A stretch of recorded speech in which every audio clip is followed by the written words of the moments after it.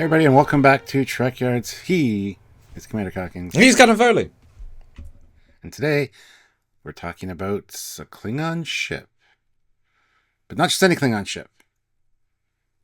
A JJ-verse Klingon ship. Ooh. Kelvin Timeline. Ooh.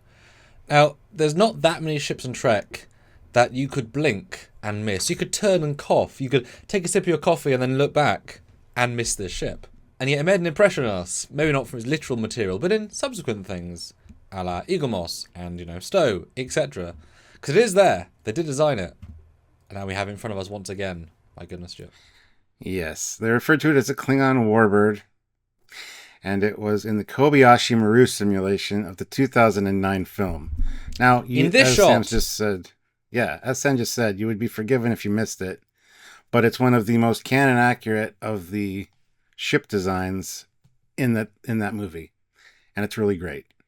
Yeah, now obviously we looked at these ships in the past, but we have the Star Trek Online model freshly rendered, and this is part of a multi-part comparison of the various other D7s that we're going to build into. So I wanted to get new renders, 4K for us here in the studio, and then do a comparison with the Katinga, etc. Kind of, it's always really fun to see them side by side with the same lighting, the same quality. It makes something different, right, versus having, a screen cap with lighting perspective. So, we can do it fresh. So this is how we saw it in the movie. They fired torpedoes on the view screen. That is it.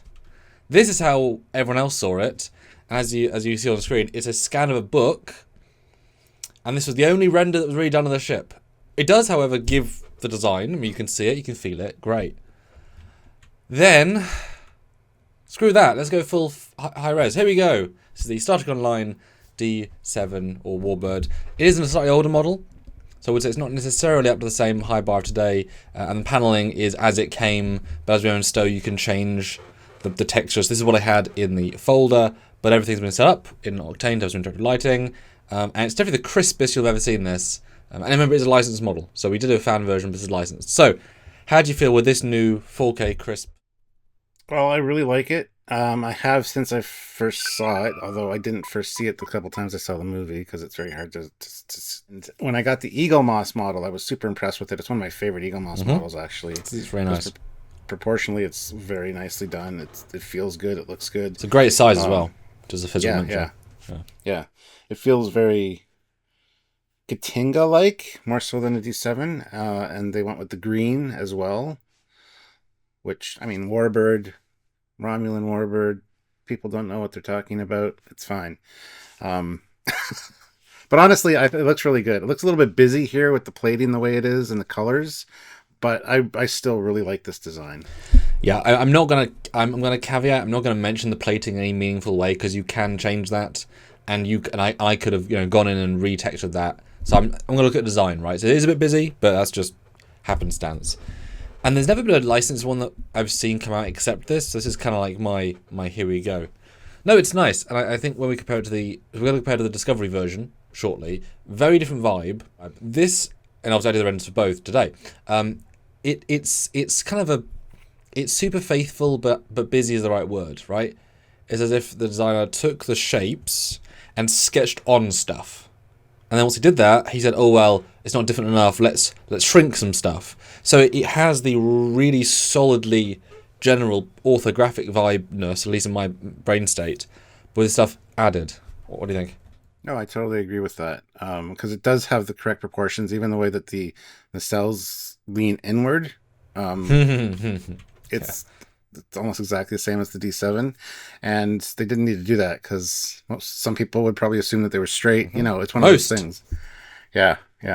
Although I do like a lot of the details that he has added, including cannons, like weapons, which feel much more aggressive, a la Klingon, and I think they're good mounting points as well. And also the kind of tie into how the Klingon dress, their battle armor has like the spines on the back. Absolutely. They got the spine and vertebrae look here on the neck. So I really like that. It's a nice touch. And also for clarity, we're not going to compare this to the D7 Katinga in this video. We'll do the array of ships and then do an overall comparison. So that's for a separate video. Yeah, the neck blades are certainly the differentest thing. But compared to the Discovery one, it feels, this might seem mean to them, but it feels inspired. Like they had a vision and it's like, okay, I love the rationale there. Is it a bit over the top potentially until you zoom in. You see there's actually guns in those areas, so they're actually protection hull for weapons because might as well. And it's like, oh no, that's interesting. And of course, it massively bulks out the neck, which I think works really well. I think the gun points, obviously the big thing, are great. So many. Obviously, this model's reusing geometry, but you could potentially extrapolate their two different styles, the slightly smaller, slightly bigger. One was maybe a big high yield disruptor, one's maybe a lower pulsy style, form follows function, slightly different. But yeah, I definitely can see this being a let's just put as many guns, as many places, and that feels very, yep, I buy it. Makes sense to me. And if you zoom into those the bigger guns, that's actually funny because the tips of them are designed just like the Klingon disruptors from the movies. Hand disruptor, yeah. They've got that same shape, which is a nice touch as well. But not like this ship version. But it's pretty cool. Yeah. And I never really noticed, I gotta say, those little guns in between the vertebrae there. Yeah. That's why these sorts of things are useful. And also the head, super the same, but feels a bit different. I'm not sure why and how it's different, but I like it. Yeah, it feels reasonably balanced, even if it's just a bit busy. But let's continue the back. Oh, I talk about busy. I mean, the glows pop here. And you know what? I'm going to give it a strong pass, or as Sean would say, an up for the pylon edge mounted impulse secondary units, because for me it links with the weapons as if they said, how do we add tech on tech? And in fact, if we make extrapolate that Klingons had the idea of doing the phasers tied into the warp core, which we just saw from TMP, earlier than we did, so maybe they're tied directly into the power unit of the impulse and kind of give those extra boost, possibly. But what do you think? Because I'm sure we've seen this before, but I don't actually remember thinking, wow, there's pylon-mounted impulse engines. What do you think?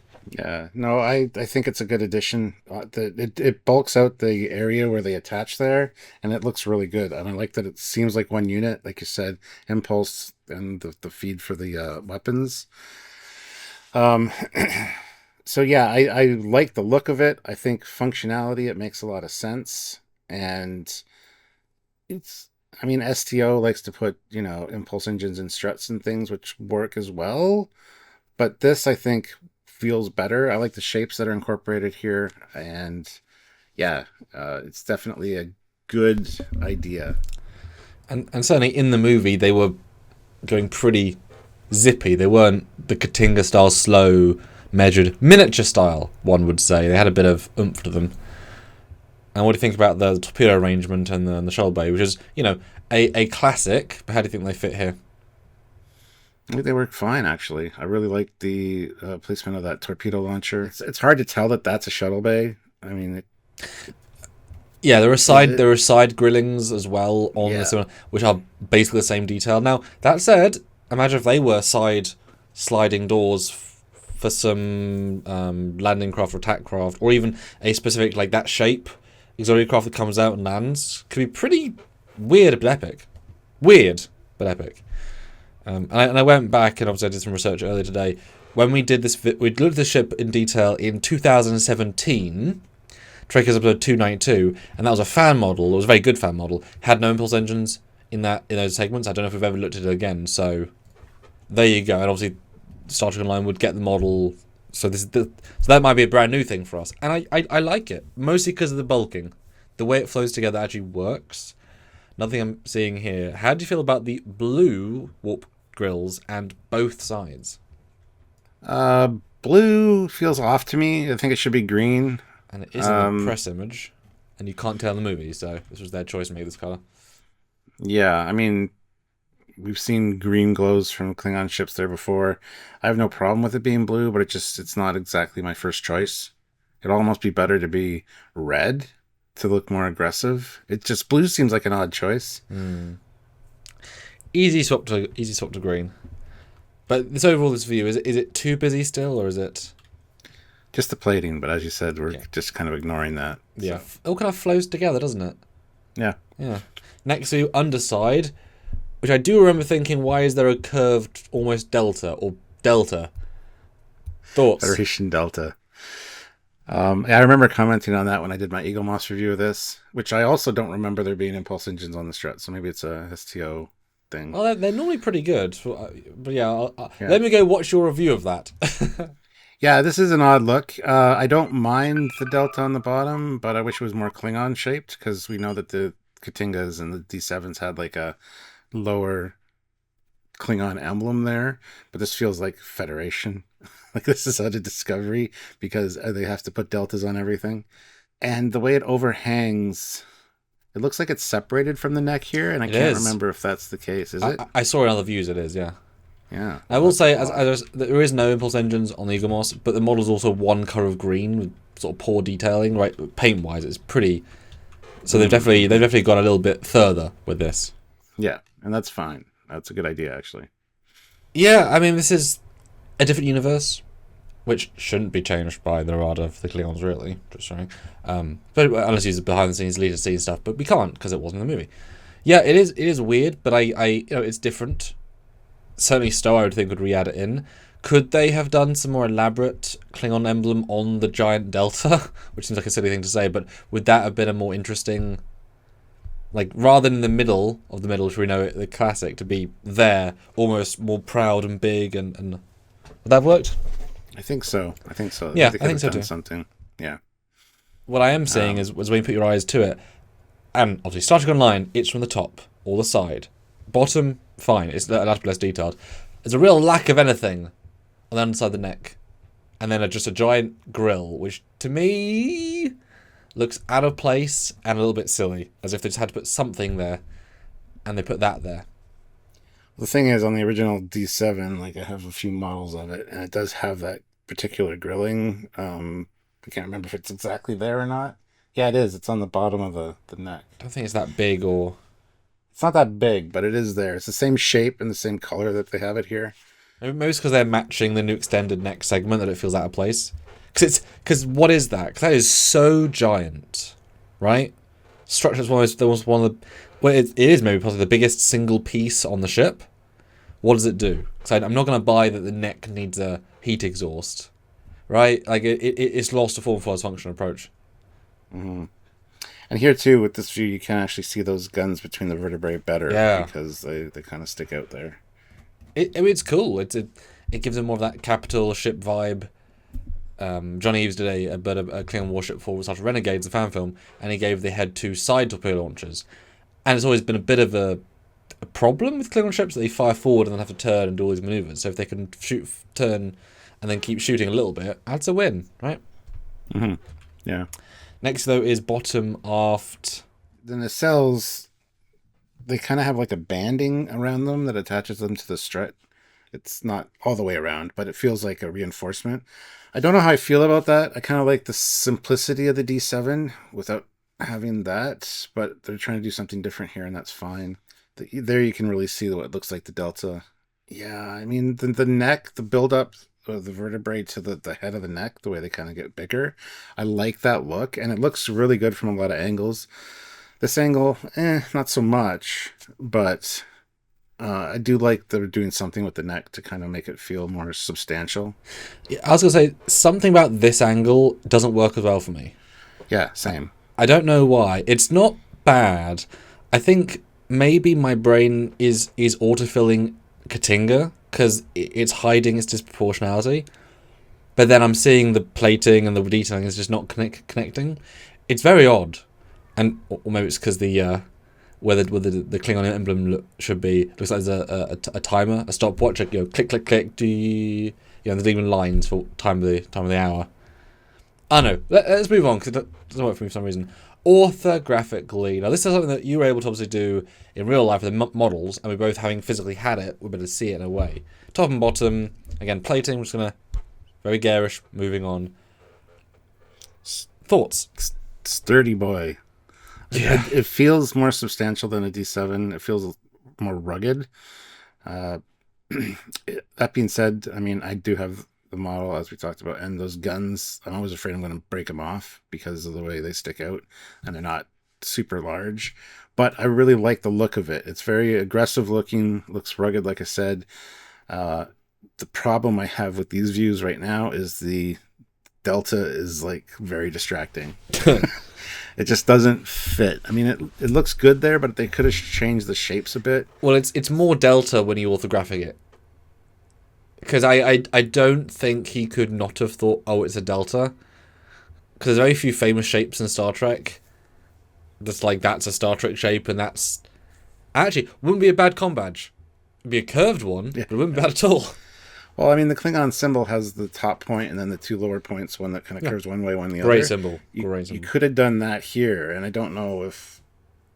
Like, that would have looked better to me, I think, but whatever. I can see in not having the Klingon emblem on the belly makes some sense when you add the front delta to be hidden, and the point of that logo is to be seen, right? Is a statement. So therefore, by obscuring it from the front, it kind of defeats the purpose slightly. Yeah, I'll say this view in particular, it gives me the sense, and this would have been great had we got a JJ movie that was, you know, a Beyond sequel that had the Klingons and kind of give them full treatment, right? The neck, the second neck, the command module, as if there's two interconnected points at the head or the end of the head, and then the new plating, the new, as if it's all interconnected. That you can actually just pull it out as a module and attach a new head module with different systems. It feels so amazingly interchangeable to me that I actually would love to see then a movie like, say, Beyond, where you got the base D7 Katinga warframe and then variant heads. You know, ones with twin launchers, some with disruptors, some with a hammerhead. That feels like exactly as you would design that to give that separation. What do you think? Mm-hmm. No, I think that's a very good observation. I mean, plug and play is a thing in Star Trek. The bridge modules can be just removed and a new one put in. So yeah, that makes a lot of sense. And we've talked about that with a lot of the ships we've looked at over the years, how it feels like that could be the case. So yeah. It's interesting. I know this is to come because of previous reviews, but the Discovery D7's neck is very thin and long. This is a very long neck, but it does work in proportion. The way he's bulked it out holds up, I think. It is longer, but it kind of hides that with the variable shape. So I want to well done for that, because this is definitely longer. Yeah, the only real critique I have of these two views is as we talked about a little bit earlier, the lower view, where the neck meets the secondary hull, is very bare. There's no detailing there at all, which feels incomplete. But again, the ship was only made for a view screen, and then they've kind of done something for it. Yeah, so it certainly begs for an ultra high res, high detail hero version, etc. But actually, every view's kind of famous for the Katinga, side, front, and back. They all feel really good. Like I said, the way those warp nacelles angle in is correct. The side view looks good. The nacelle detail at the front being angled is a nice idea. The only thing that stands out again is that delta with that bump, and it makes me wonder if there's like a shuttle bay in there because of the way it's separated. I don't know. You're not meant to see ships from the side orthographically, obviously, but there's a giant cut-in. Why is there a giant cut-in? Alex, why? I'm intrigued. Yeah, it's so distinct, there's a reason. But no, the rest of the details feel pretty good. We haven't mentioned it yet, and I'm kind of surprised, but we've not mentioned the back pod, either side pieces. They're smaller, they fit. Yeah, but I prefer them to be a bit higher, because now that you said that, like, the back, I don't like the front being taller than the back, and you can see that from every video. You can see the bridge dome. I would prefer it be bulked up a bit. Yeah, keep the slightly different shapes there, but that's one thing that's kind of bothering me now. That wouldn't take much though. It's not far off, and in fact, for whatever reason, now this top view reminds me very much of a Klingon disruptor, that more gangly one from the first 2 or 3 movies, I believe. Like, it actually has that kind of extended neck feel. So, yeah, no, it's pretty good. I mean, like I said, it would be fun to do a more refined, high detail version. There are definitely some rougher edges. And of course, it's a game model from, let's say, 2017 or whatever. But it works pretty well. Look at some other random interesting views. Here is the front. We're not really looked ahead yet, but here you go. There is a lip detail which sort of blends in. Yeah. Yeah, it adds something. It adds something to it, but it doesn't take away anything from it. It's a really good choice because it's different but the same. And the shape around that front torpedo launcher as well, they kept that, which is great. What I think it really helps to push your eye to the torpedo launcher, so it feels integrated design wise. But then the fact there's nothing except a blinky, as there always is, on the bottom. I feel like there needs to be another detail on the bottom to kind of justify the shape. As if there's a space for, right, something. I don't know what exactly, but minor note. And yeah, this view also really highlights the fact that the delta has nothing going on, as does the thing above it, and then the grilling is too big. That entire middle is just like, oh, let's just put plate texture and we're going to go lunch. It's fine, but isn't good. Why is there a big W on the front? Winning. But yeah, good. Good angle. I don't know if it's quite as intimidating as the D7. The clean lines versus the, like, it's feels more like a bug, but not so clean, intimidating. We'll recreate some of these angles in other episodes. Next view, same but top. I still like the impulse engines, all four. Good change. Mm-hmm. No, that's an inspired change. I do like the way that those extra impulse engines look, for sure. Like armored as well. They're inset. They got some like the reserve, you know. Yeah. Yeah. It's good. Works. Yeah. I probably made the shuttle bay bigger though. It feels a bit out of proportion personally, but I like a big shuttle bay just for structure and use and you know what you can do with that. And then last of all, sort of a classic side beauty. It's a Katinga. It's a D7, right? Well, more Katinga-y than D7-y, but yes. Overall, I mean, STO did a good job with it. I was impressed when I saw the actual, like, I saw the movie a few times and never once noticed this. I mean, sort of kind of noticed it after a few viewings. But to actually see it and hold it from Eagle Moss was great. Really impressed me. Still one of my favorite Eagle Moss models, as I said. And looking at it here now, the only thing I find really distracting is the super contrasty plate details. They're really like just scattering my brain a little bit. I wish they were more uniform, but as you said, kind of ignore those. They do have the Katinga raised plating details, but if they were more in line with the same color as the hull, I don't think it would be as problematic for me because the Eagle Moss one is much more uniform, you know. You do see here there are some lights on the top of the neck near the back, which can't say I didn't really notice. Don't know what they'd be necessarily, but anyway, yeah. It's the disco rooms. It's a good model, but this feels quote unquote camouflaged because of the color palette that's on it, and it's not so great. Ironically, you know, the physical miniature and the Eagle Moss, you know, version is too plain. This is too garish with plating. You could hybridize them super easily, bring it back, you know, give it that Trials and Tribulations style plating, but keep the physical detail. Yeah, actually, there you go. Just build the Trials and Tribulations D7 Katinga. That hybrid just feels brilliant, and then put back on the new details of this and see how it feels. You know, kind of reverse engineer a Prime version of this versus this version of the Prime. Yeah, I like it. Good job. But Stuart, next week we're going to look at the Discovery D7 in brand new shots, brand new detail, and then we're going to look at more D7s and then compare, because I do think when we do these videos normally we have a point where we say, oh, it's so similar. Wah, wah. No, it's not. So actually comparing the family and seeing how different they are, I'm interested. Yeah, that'll be a great set of videos. So make sure you're subscribed and notified so you don't miss those. And if you like this one, please give us a thumbs up. We appreciate it.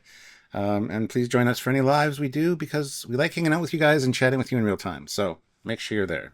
And if you want to support what we do here on Trekyards, then Patreon is absolutely essential to help us do these things each and every week. And question mark to sort of keep going, etc. Or join the channel on YouTube. It's like Patreon, but not, but yes, but not, you know. Or super chat on any live on any topic, both the ranked, the discussions on the episodes, the just. Oh, you guys know it's so fun, and we love that interaction. We love just popping in, you guys saying just a nugget of wow, and it can create a whole debate for half an hour and give other fans that wow that you've given us. Or buy a shirt, link down below. All the things. Make us wow us. I guess. I don't know. Anyway, until next time, he's Commander Cockings. He's got a Foley.